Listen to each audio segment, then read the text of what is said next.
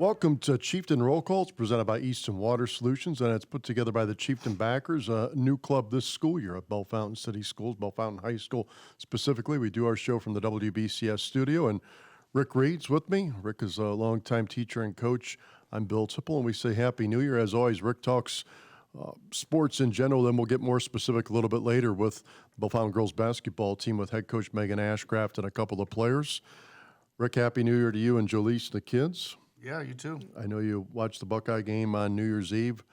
A heartbreaker. I'm sure you have a lot of thoughts. The Bucks lost to Georgia 42-41. Ohio State led probably about 95% of that game clock, but they come up just short. Just your overall thoughts on the game. Well, I think there was a lot of doom and gloom about the program following the Michigan loss. And, maybe other people don't agree with me, but I think they turned the tide on that a little bit. I think that Michigan losing to TCU, which you could say doesn't really matter, but it does, and then us showing that we were every bit as good as Georgia, if not better, and which would arguably be the best team. We're arguably the best team in the country, certainly on our best days. And I thought Ryan Day did a good job of kind of bouncing back. He's taking a lot of heat after that Michigan game, and thought he coached his best game as the Ohio State head coach. Thought he was aggressive. I thought the play calling was strong. Thought he made a lot of good decisions, and it just didn't happen. It's everybody's always looking for answers, and there's plays, and no doubt, and there's people that you can blame. But at the end of the day, to me, it was a great football game that somebody had to win, and 4 or 5 plays go against the Buckeyes. It seems like towards the second half, late in the second half, and that was kind of the story. Well, the other thing is, and this is typical from Ohio State fans, they want answers, but sometimes you have to tip your hat to the other team too. And what I mean by that is in the fourth quarter, Georgia made a lot of really impressive plays. If they don't make maybe even one of those plays, they don't win the game. So you have to give Georgia some credit. You can tell by watching their program that's used to winning, and they've been the best team in college football the last 18 months overall.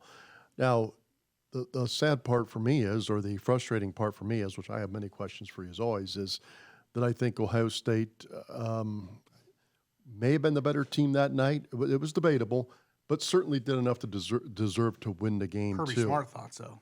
Yeah, he said it after the game. Yeah, so they did enough to win the game, and you're the coach, so you bring in the coaching perspective, which I don't have. But there are, when the coaches get so questioned in that profession, especially at that level. Day was off the hook because I think first he coached to win the game offensively. I brought that up on our last show. Even though he lost the game, I thought he called a really good game offensively. But the coach that's kind of maligned right now is Jim Knowles. He's a very highly paid assistant.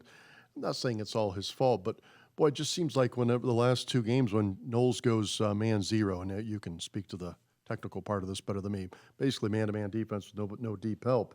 The other team is like a piranha seeing blood. I mean, if it can go wrong, it can go wrong. Lathan Ransom, who's a very good player, gets his feet tangled up, and 10 seconds later, there's a touchdown. Now, that's cover 1, I'm pretty sure, and I haven't gone back and watched it other than that night. I believe they're in man-free there, but the reality is I think that's the outside receiver, right? So that one high's, I think he's, maybe even halfway to the other side of the field. It was to the left side offensively if you're looking behind center.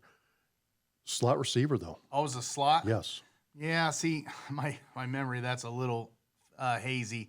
Yeah, I want to know where that one high was. I felt like we said that at the time, and that I don't think they were in zero. But they definitely played again. Now, they played less man, I thought. And again, that's without me going back. But that one play, I'm saying. That play, he's taking criticism of why you in man in that situation in general, whether it's 1 or 0. You've got a 2-score lead. 11-point lead. 11 points. There's 8 minutes to go, maybe? 9, 10, 11? 8. Okay. What's the worst thing that can happen to you is a 70-yard touchdown or whatever it was. If they bleed you over 4 or 5 minutes, you'd say, okay, you knocked off a bunch of the clock. Yeah, it's worst-case scenario, and Jim Knowles, he's got to take the blame. I mean, I'm sure he would tell you that. He makes $2 million a year. I am not as negative about him as others, including some of my good friends and some of our normal co-hosts, family members are very negative. It's obviously something in his DNA that he believe that's who he is. I mean, we've proven that. I thought he did it less. I don't think he's really got the DBs to play as aggressive as what he has. I don't think we're extremely talented in the back end. I feel like a lot of those guys are just guys, right? Like I don't see any of those guys where you say there's so many times in my lifetime. I mean, if I go back to early 90s, even almost late 80s through the few years ago where we always had DBs that you would say that, yeah, that's an NFL player and almost have always right now in the NFL, we've still got a lot of talent. I don't see this group being those players. So, you're being awful aggressive and you don't have the players to do it. It is hard to understand. That's probably the one coaching thing that you could point to. And, I'll be interesting. I don't know if Jim Knowles, did he address the media at any point? I didn't watch any of that. As soon as the game ended, I turned it Yeah. off. But a lot of my friends were texting me either late Saturday or Sunday. I know you talked to a lot of your friends or watched the game with your friends. And one of the things I texted some of my friends is they just have to get better players. Yeah. It's easy to blame the coaching. Which they did yesterday. Commit From Syracuse. Syracuse. Yeah. Supposedly he's great. Safety, very good player, supposedly.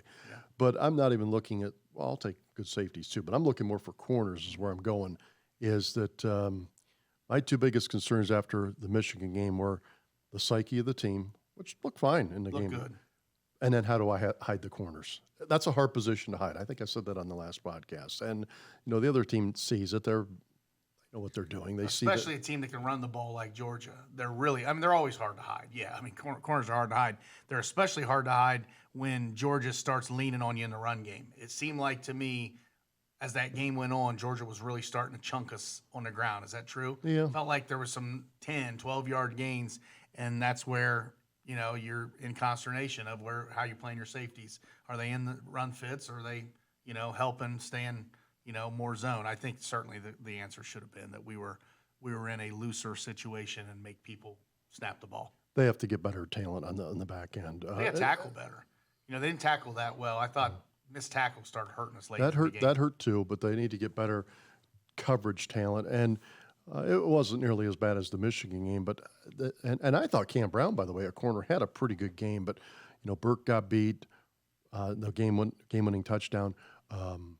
Ransom got beat on the long one. I think Ransom's a pretty good player, actually. That was just a kind of a tip your hat to Georgia. They took advantage of the break, and away they go for, I think it was like 76 yards. But the other thing is, which I know you probably want to talk about, and I didn't ask you this before the show, so this is all live TV, so to speak, even though it's a podcast. There's would be the injuries and then the targeting call. Injuries are part of the game, but boy, the Buckeyes had they had their share of bad luck. They got like maybe, I don't know, 20 plays out of Smith and Jigba the whole season. Yeah, the injuries piled up. Henderson didn't play at all. Stover played maybe a little over a quarter-ish. And then when they lost, the game changer to me was the Harrison injury. I know a lot of Buckeye fans don't like the targeting situation, but even if, I'm going to give you a weird scenario, Stroud just throws the ball 10 feet higher, which he's not supposed to, but it's like so high nobody can catch it, thus Harrison doesn't get hit. I think the Buckeyes win the game. Well, you'd certainly like to have Marvin Harrison on those last 3 plays before the field goal. If there was a time where you really missed him, it's when you're trying to get a 50-yard field goal to be 40-ish. And, they ran the ball there on first down, which a lot of people complained about that. I groaned because it didn't work. That's kind of the fan in me. But at the end of the day, they were facing zero. I heard Day talk about it. Georgia was in zero coverage. It's a decent place to catch them. Chink 5-6 yards off, and all of a sudden that field goal is a lot more manageable. Didn't work. Their D-line was starting to wear on us a little bit, which I thought we played really well up front. But certainly there's some talent on that Georgia D-line. And those last 2 play calls, I don't really remember exactly what we did. Second down was a slant to Xavier Johnson. Like we tried to force it in there. Yeah, the defender kind of batted the ball away. Yeah, and that's, what do you do? And, but those injuries, the Cade Stover injury, to me, I could almost argue it hurt us more than Marvin, because at least with Marvin, we had a lead, and, we still had an opportunity. It felt to me, and I'd be curious to go back and watch or read up on people that have broke down the film. It felt like we got very limited formationally after Stover left. You know, Rossi basically played. Royer played some, and then it seemed like down the stretch it was Rossi. And it felt to me, and I may be wrong, it felt to me like Rossi was in the sniff all the time. The sniff is the wing. That's what we call it, it's a sniff. It felt like he was there every time, and it felt like they started to get kind of stale. You know, the thing that Stover brings to the table is he's versatile. I mean, he's a receiver type. So they play him everywhere. They move him around. It felt to me like they couldn't do that with Rossi. My guess is he doesn't know. I mean, he doesn't play much. It's true. He certainly doesn't play that position. No. And, you know, the Royer, I don't know if they had, I'd be curious to somebody that knows. I don't know if they had a great plan to play without Cade Stover. And they had to play for 3 quarters without him. And down the stretch is where you really missed it. But Mayan Williams, I mean, hardly played a little bit, limped off. You know, Travion Henderson doesn't play again. You're talking wide receiver 1 for the 2. whole season, wide receiver 2 towards the end, who's maybe the greatest wide receiver 2 of all time, in Marvin Harrison, tight end 1, running back 1, that was preseason Heisman guy. I mean, people have forgotten that about Travion. Running back 2. And something's got to. I'm sure Georgia has some guys out because I don't follow them as close. I'm sure there's some dudes, but man, it's a lot.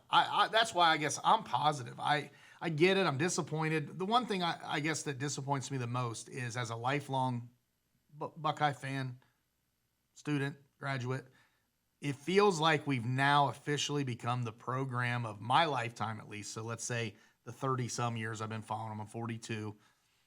We've become officially the program of near miss. It feels like we've had, 5 or 6 teams now in my lifetime. We'd say, oh, that's the team that should have won it. That's the team that was the most talented team in the country, or had it won and didn't. I think back to 95. I think back to 97 or 98. Which one? My years sometimes run together. When we win the Rose Bowl over, that's 97. We beat Arizona State in the Rose Bowl. 96 season. 96 season. What's the one season. where Ty Streets, we fall? Sean Springs. 96. Is it Sean Springs that falls 13-9? Yeah. So that's 96. There's a couple seasons in 98 there. was Michigan State at the shoe. Michigan State 90. That's the one I'm trying to get to. Yeah, we lose to Michigan State at home. That's Katzenmoyer. I think Eddie's gone by then. He is. It's Pepe Pearson.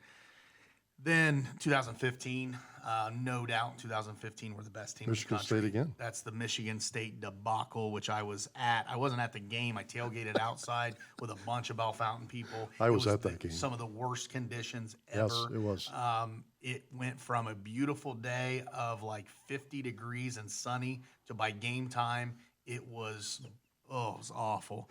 And they decided not to give the ball to Ezekiel Elliott that day. And he let him know afterwards. Yeah, a lot of people did. And then, the 2012 season, I know I'm going backwards now. I don't think that team was that great, but we go undefeated. And if Gene Smith hadn't put us on our own bowl ban to ensure that we could go to the Gator Bowl the year before, which was so weird. Remember that? We go to the Gator Bowl, and then we self-impose the next year. And we go undefeated, and so does Notre Dame, and that's who we'd have played in the national title game. And Notre Dame got blown out by Alabama. Yeah, you're right. So it does feel like, man, how many times are we going to do this? We have won a couple. One of the top 2 or 3 teams in my life, what time was 2019, the Clemson loss, which the refs. Yeah, that one too. But yeah. even if, I'd say this though, even if the Bucs beat Clemson, I don't think they beat Joe Burrow and LSU in the finals. That'd have been a Could heck of have, a but game. You're right. Felt like LSU was a team of destiny. Yeah. So a lot of near misses. And, well, even this last week, if Ohio State beats Georgia, do you think they beat TCU? Oh, yeah. I mean, never say never, but Georgia's a 13-point favorite. I mean, Vegas thinks that they would beat TCU, I'm sure. I would guess we would have been similar, like 11-point faves. What about, and this is totally guessing, but like you've been around football for your whole life, really. Harrison and Stover, would they play in the next game?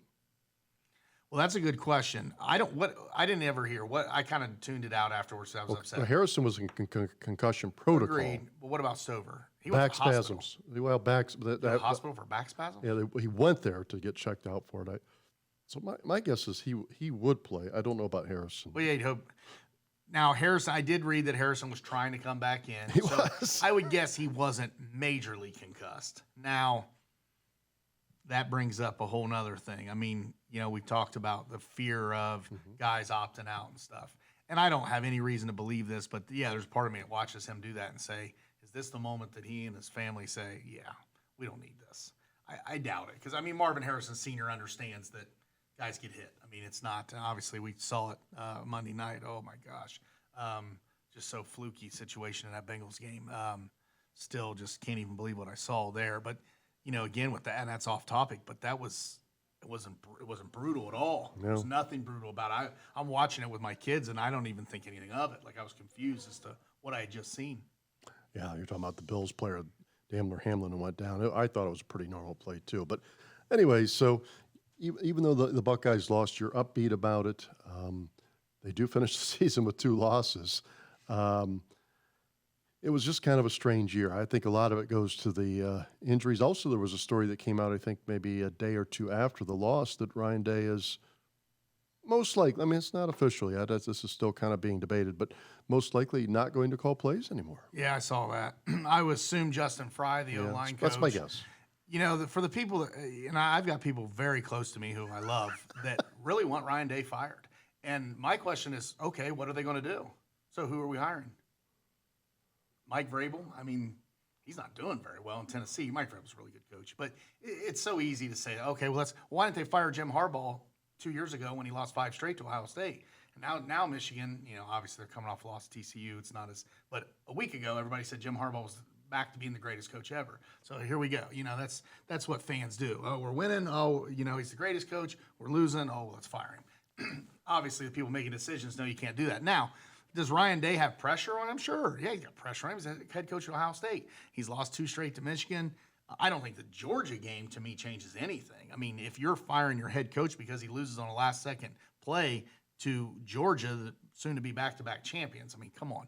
But, yeah, Ryan Day needs to get some positivity going next year. Beat Michigan. Simple as that. But it's not going to be easy. We're going up to Michigan, right? Mm-hmm. Back at Michigan. The Buckeyes, now Michigan loses a lot. Buckeyes lose a lot-ish. Not as much, but Michigan's doing pretty well in the portal. I don't know that Ohio State's done as well. Michigan does bring back their quarterback. Yeah, which, you know what they say about that. I don't know if do you like him that much? I mean, he's all right. Pretty good. Pretty good. Pretty good. Not Ohio State caliber. No. Would you want him at Ohio State? No, they have better passers. Right. And even after he torched the Buckeyes, I still said to you, I don't think he's an elite passer. No. But that day it worked. What was that day? Yeah, give him credit. He's a good player. He's not an Ohio State caliber player, so that's not a concern to me. My concern is how they're rebuilding again in the trenches. They've definitely graduated a bunch up front, and I've been hearing, I don't know if they're happening or if it's rumors, but O-linemen coming in the portal. And, yeah, we talked about Justin Fry. He's probably going to call the plays. Now, there's some speculation of Hartline. I don't know about that. That's a big jump for him. Well, I thought of this. I thought of you when this happened because you were a long-time offensive line coach at Bell Fountain High, and you were the play caller. A couple different times. I think that the offensive line coach is a huge coach, one of the biggest in the whole team any football team. Yeah, it's kind of the infrastructure or the foundation of your team. So now he's going to have to do that and call the plays. Yeah, I don't love it. I mean, I think that ideally there's a reason that most O-line coaches aren't O coordinators. I think I'd like to see the statistics in college and the pros. I don't think, well, first of all, the pro guys don't coach a position, but I don't think it's typically an O-line guy because it is, you're right. I mean, it's a big job. You have 5 guys right off jump, and then a lot of times you have 6 because if you're a tight end or a wing back, I mean, they're part of your – so you got to cover half the offense. And then you got to call the plays, and you just have a lot of in-game stuff, and it's hard to watch two portions of the field, in the box and then the secondary. It did not work with Ed Warner. You know, Ed Warner's who they promoted last time, and that did not go very well. So I don't love the Justin Fry idea. I hear that he's a really good coach, so I'm not, Used to be a play caller at UCLA, though, so he's done it before. So, they're smarter than I am. I get that, and I think it's good that Ryan Day is thinking outside the box. I do think that they want to promote that Keenan Bailey. He's been a long time kind of quality, I don't know what they call him, not a paid assistant or not at least official. Yeah. He's a huge recruiter, and they feel pressure to bring him up, I guess. Just a couple other topics, and we'll take a break and get Bell Fountain girls basketball on here. We're talking Ohio State football with Bell Fountain assistant coach Rick Reed.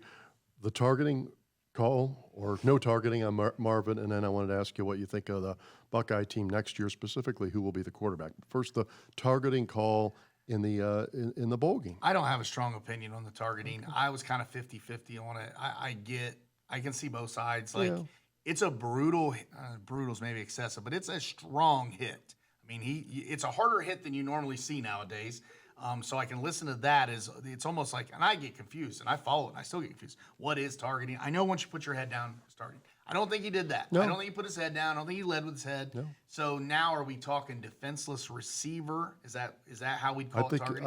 I think I can get there. I'm trying to be very objective. Right. And I would also say this. I don't even know if this exists, but that's a good question. I think if you can't have any targeting, can you call like a personal foul? Like I don't even know what the word is. Unnecessary roughness. Yeah. Well, yeah, if you told me that the call was defenseless receiver, which I sometimes struggle with that concept, but I get it. Yeah, I can, but did I think it was like clear-cut, obvious targeting? Maybe not as much as others, but I was disappointed they didn't call it. I thought the out-of-bounds first down Georgia had late, where the guy's arm, I felt like ESPN was on the extreme low end of reviews and replays. Now, I'm watching it with a group of like 30 people at Putt and Play. We had rented it out. Oh. We had a nice setup there. But, you know, sometimes when you do that, it's not as easy sitting at your house by yourself. I couldn't hit rewind. It just seemed like we didn't get the right view, but I did not think he made it to the first down marker. That call bothered me more. As far as next year, I don't know. I mean, who's the favorite? We're talking McCord and we're talking Brown, right? Yeah. And McCord's the favorite, I would kind of guess. incumbent, as far as he's been the backup. I don't know. I don't pretend to know. Has Ryan Day showed his hand at all in that regard? I don't think so. Except that McCord was the backup. I guess you base off that. I mean, heck, nowadays, expect the unexpected. Who knows? One of them may transfer. I mean, it really could happen. If one of the two thinks he's not starting, I mean, we've seen Quinn Ewers, Tate Martell, I mean, guys will transfer. So whatever we think right now may not be what happens. Do you think they are undefeated going into the Michigan game next year? Got Notre Dame away, and I think they have Wisconsin away. Yeah, against Luke Fickell. Yeah, I mean, I always think of it if I had to bet. I mean, I think it's probably less than 50%, but not way less. You know, the thing is with Ohio State, somebody told me, well, they'll lose 3 games next year. And I didn't say anything, but I wanted to say, I'll take that bet. Like, when's the last time we lost 3 games? Oh, long time. Over a decade. Tress lose 3 games early on. I don't know if he did late. His first year he did. Definitely his first year, 7-5. And then maybe one other time, like 2004, we played in the Alamo Bowl against Oklahoma State. Yeah. But after that, maybe he didn't. I mean, so maybe,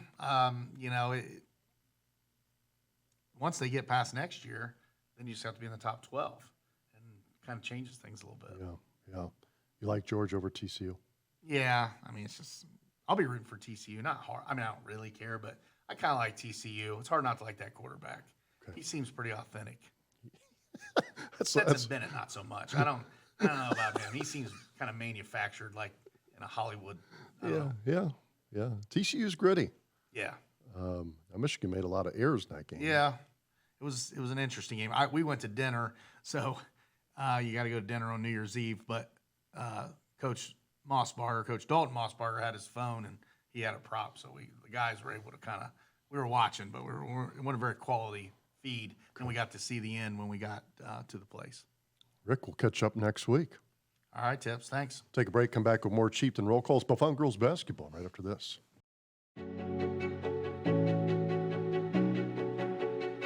This is Trey Daring at Eichholtz Daring and Sanford Funeral Homes and Cremation Center. We are committed to providing professional, tailored funeral and cremation services at affordable pricing.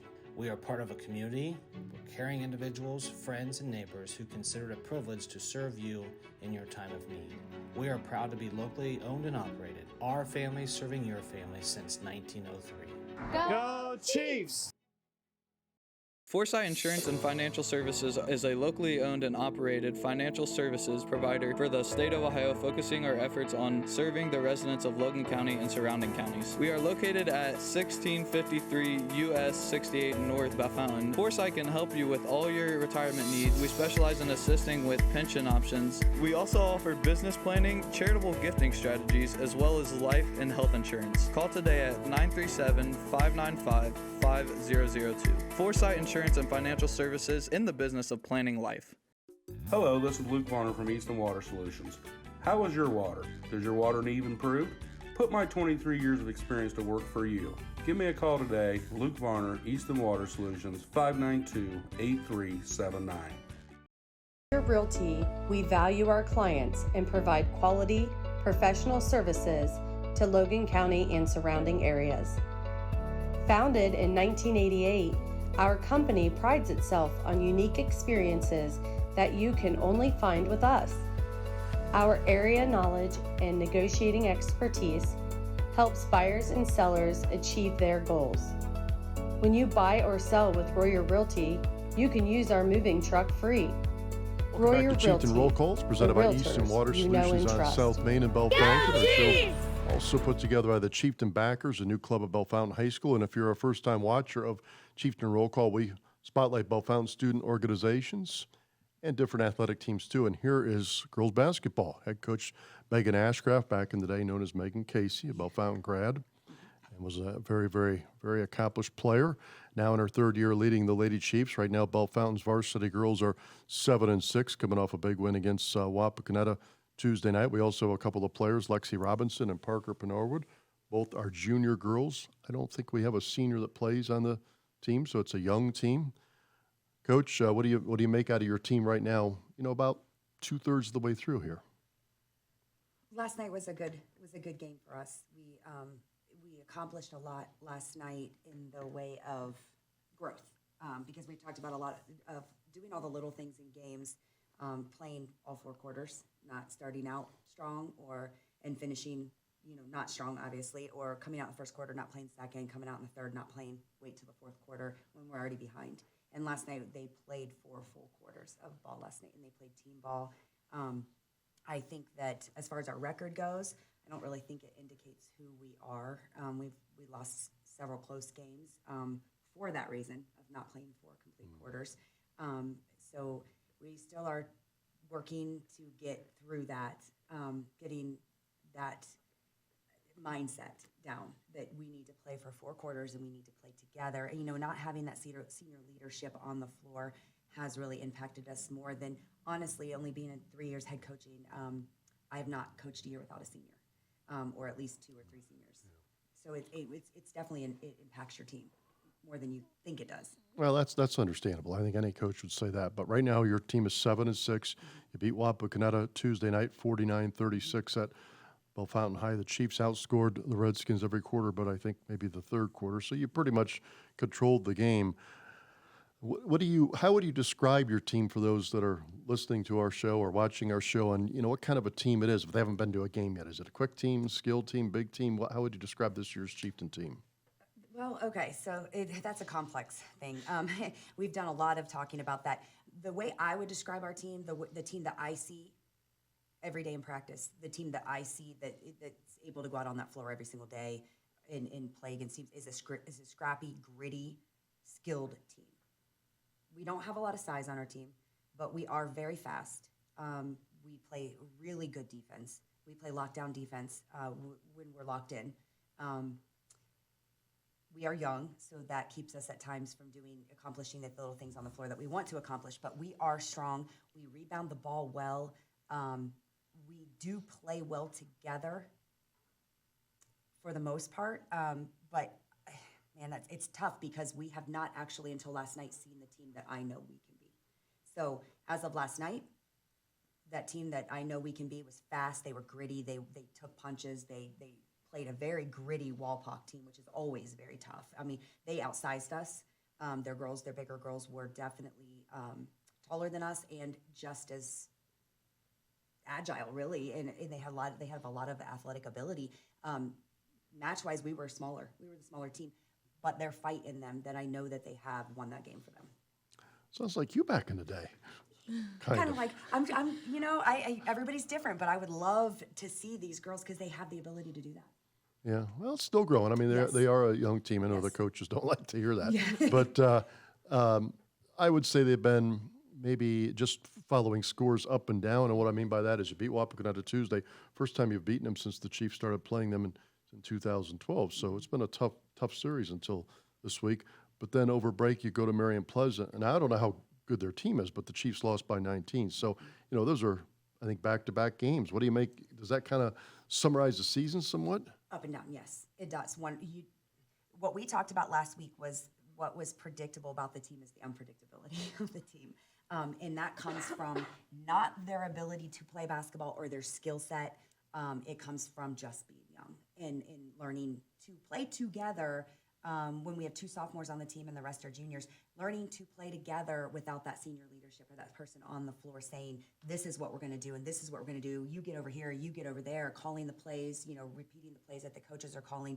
At times, those young minds can get kind of sporadic and crazy on the floor, and somebody's not there to rein them in. So yes, last week we played completely opposite than we played last night. Okay. Marion Pleasant's a good team. They're a scrappy team. They have skilled girls and they can shoot the ball outside. But that score should not have been the way it was. All right. Beat Urbana, which that's a Yes. team that you lost to in the tournament last year, close. And this year you beat them in the regular season, close. Is that one of your big wins this season? It was, yes. That was, I mean, coming right out the gates, that's what we wanted to accomplish. Obviously, West Liberty was not a good game. That was not a good start for us. I'm not even quite sure what team showed up on the floor that day. But coming back and beating Urbana was definitely a highlight for us. Losing to them twice last year and one being Well, the that's tournament true. team. Yeah, Yes, the so regular that was season. huge for us. And that was something that they set a goal to do, and they did it. And they played well in that game. Even though you don't have any seniors, who would you have as, if you had to pick 2 or 3 leaders of your team, who would you pick out? Well, I mean, Lexi, sitting right here, obviously, she's been starting for me since her freshman year. She's been a starter on this team, so she legitimately has the most experience. And, you know, last year was a kind of a up and down season for her. This year it's been, you know, just her finding herself and trying to be that leader. She's working very hard to figure out how to be that leader. And with the help of me, obviously, and the other coaches, we're trying to guide her in that way. And she really has stepped up these last few weeks. The other one would be, somebody I overlooked, and I'm just being honest, I overlooked at the start of the season, and it quickly came to me, is Parker. Because Parker's my girl that she's just recently started gotten in the starting lineup for us.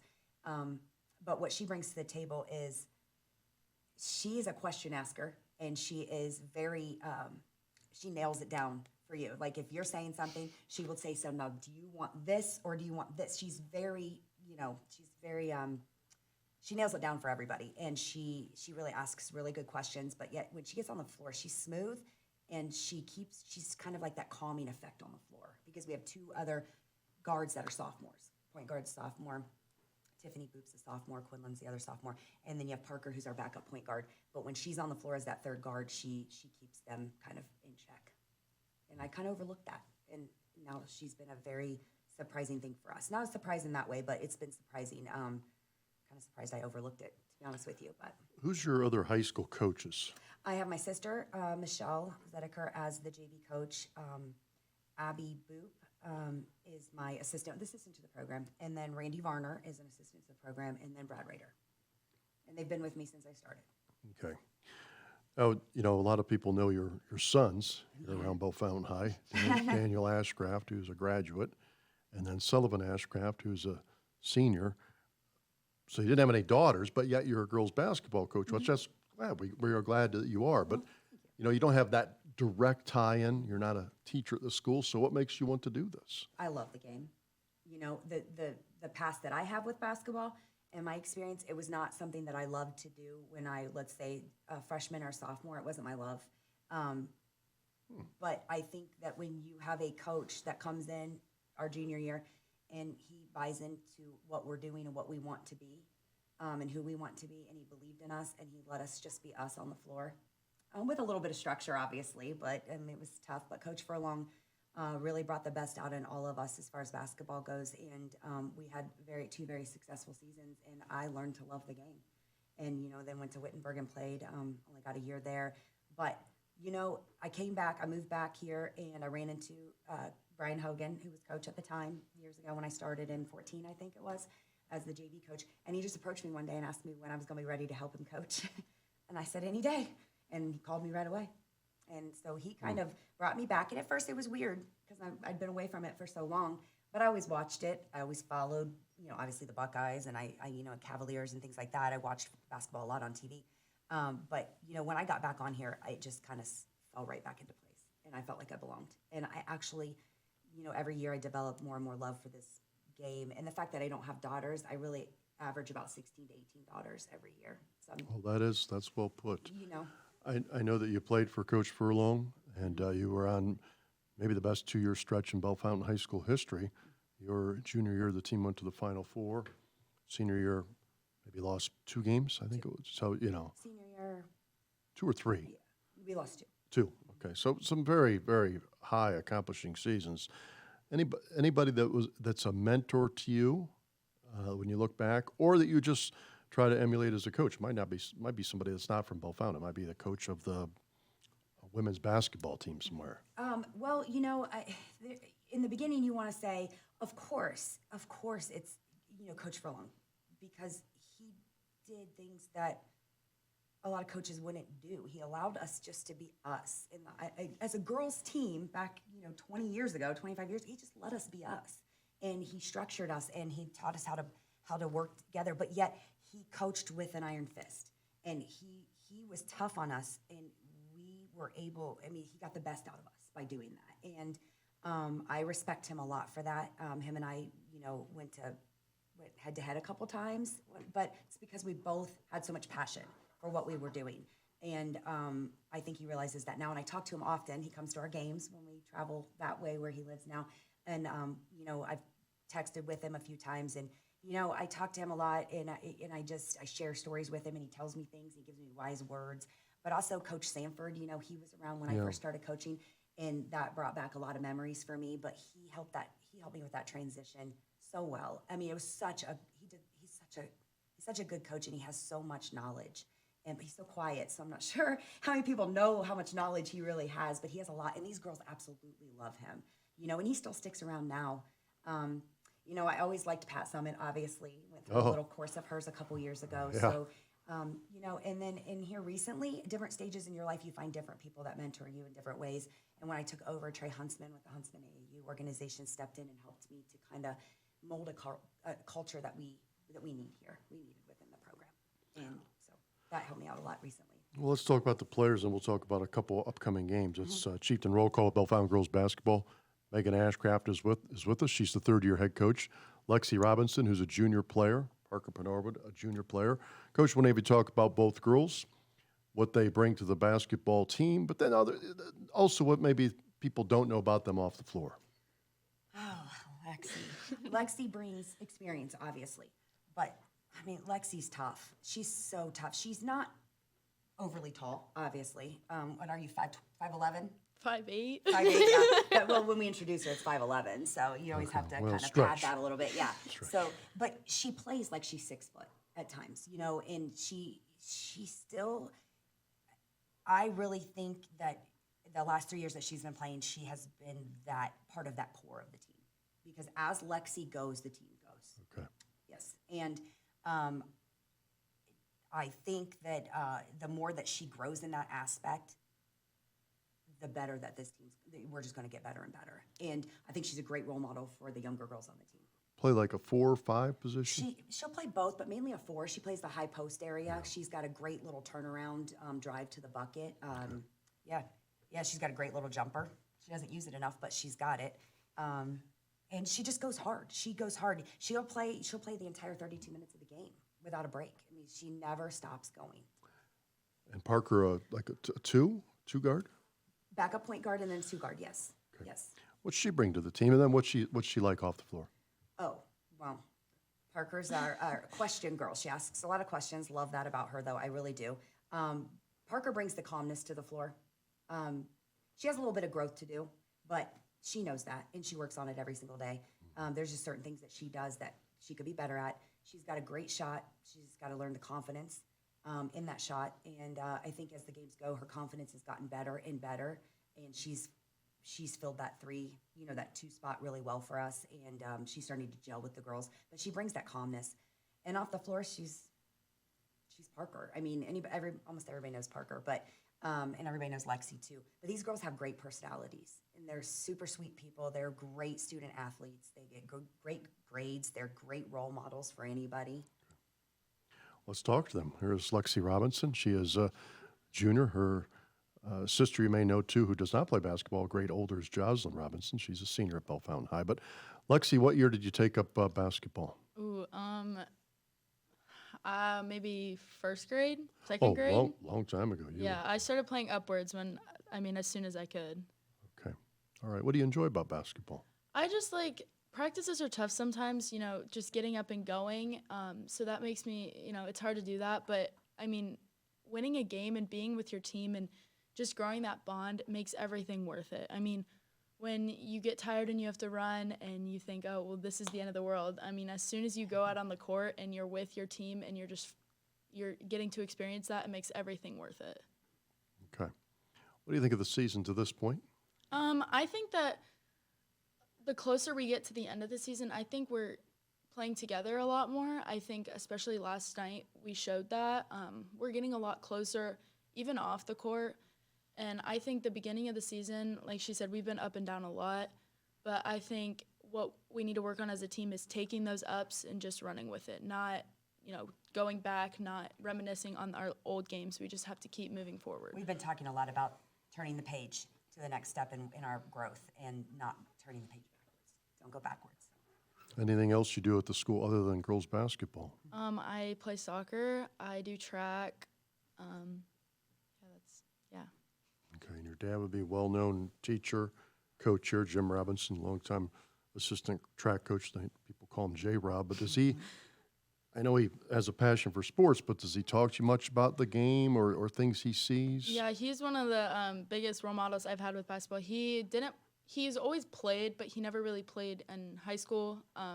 But ever since I started playing, he's always been the person that, gives me that talk after the game. Whether I did good or bad, he'll tell me. On the way home from games, I have to ride with him because he has to tell me what I need to do. He's been announcing the games since I was in middle school, and I would always go there with him and sit up there and just watch. And every time he would be done announcing, he would tell me, you see this, you're watching this, this is going to be you someday. And now that I'm thinking back on that, it's crazy to think that now I'm here, and we were watching that together. He's always been, one of the biggest role models in my life. And he won't admit it, but this is his favorite sport of mine to watch, I think. Oh, really? Yeah. Okay. Well, besides track, because that's a given. He's my coach. So. Okay. Are you a thrower in track then? Yes. All right. Parker Penorwood is here too. She is a junior and a guard, point guard or a shooting guard. Mm-hmm. What year did you start playing basketball? I started playing basketball in 7th grade. 7th grade? Yeah. Okay, so quite a bit after Lexi. Yeah. What do you enjoy about it? Just about everything. I mean, yeah, there's ups and downs, but there's ups and downs to everything in life. I mean, basketball is just, it's always there. There's nothing you can go wrong with it. Have you seen the team grow much the last couple months? Yeah, definitely. I still think that we have more to do, but I definitely think we've grown a lot. Coach Ashcraft, I know this was before your time, but was very fiery as a player. And a very good player, too. I don't know if she tells that to the girls, but a very good player. Does she, is she a fiery coach? Sometimes, but I would say it's always for the right state of mind. It's always to get us better. It's always in our, just helping us out, making sure we understand. And Okay. Any other activities you do at Bell Fountain High? I play soccer and I did track. Oh, so you spend a lot of time at Lexington. Yeah. All right. Coach, let's turn our page to the rest of the week. Thursday at Waynesville Goshen for a non-leaguer, then Saturday, Kenton Ridge home for a league game. What do you know about those two opponents? To be honest with you, I don't. It's unfortunate, but I don't know a lot about Waynesville Goshen. Okay. You would think in this day and age that we would be able to get lots of information on them, but I have been unable to get that. I have tracked them. I have watched them. The girls know girls that play there, so we've kind of formulated a plan. Obviously, we worked on that today in practice.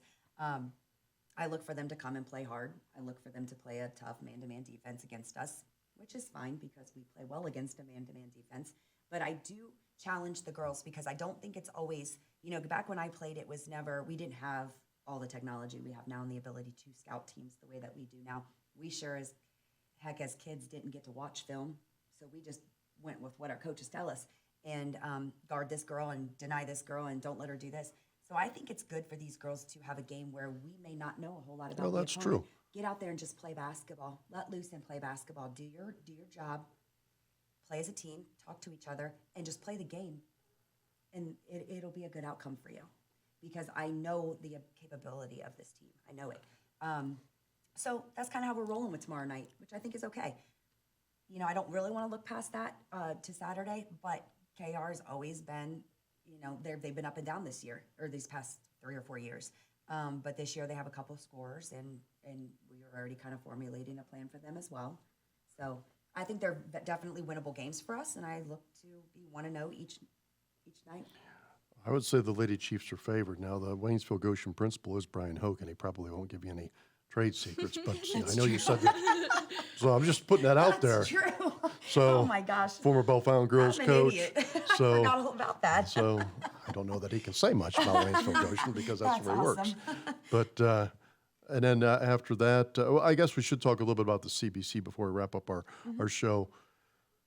I guess it's been kind of up and down for your team, I would say. There's been some big moments, some close losses, and then I know Tecumseh got you by, at least by the final score, by 20. You lost to Alder, I think, by 1. What do you make out of your CBC results so far? Alder should have been a game we won. We talk a lot about free throws will win you games, ladies. And, we're rolling at 72, 73, 86% from the free throw line. That game we were like 52. So not a good game to drop in your free throw percentage, obviously. But at the same time, we didn't play four full quarters. We fought back and scraped back at the end, and we got it that close, but sometimes it's just not good enough. So that game was a winnable game. We look forward to the next one, obviously, because we're going to get that one. Tecumseh, they're always going to be tough. They have 4 great seniors, but the end score for that one was not indicative of our game. We went on like a little foul frenzy at the end of that game, and they'll shoot their free throws. So is Tecumseh maybe at least at this point the favorite to win the Kenton Trail? I would think so. Yes, I would think so. We'd like to have a little bit to do with them getting a loss this year when they come here in a couple weeks. But yes, I would say so at this point. And who's the best team you played so far? I would say all around team that we've played so far. Tecumseh for sure. Okay. Yeah. North Union's right there, but they really only had 1 or 2 girls. Tecumseh's got 4 that score for them and play hard. So Okay. I would say them. Okay. Any goals you have in mind to wrap it up for the season, league-wise, overall record-wise, postseason-wise, any goals you have? Sure. The goals that we work for every single day, which is, obviously grow. And, you stated earlier that we won the first time against Walpock last night since we started playing them years ago. I would love to see these girls accomplish their goals of beating JA for the first time since they've come into the league. I would love to see them get that win against Tecumseh. I would love to see them play the way they played last night and fix the couple little things that we still need to work on and run the table. I mean, obviously that's always our goal. I think it's doable.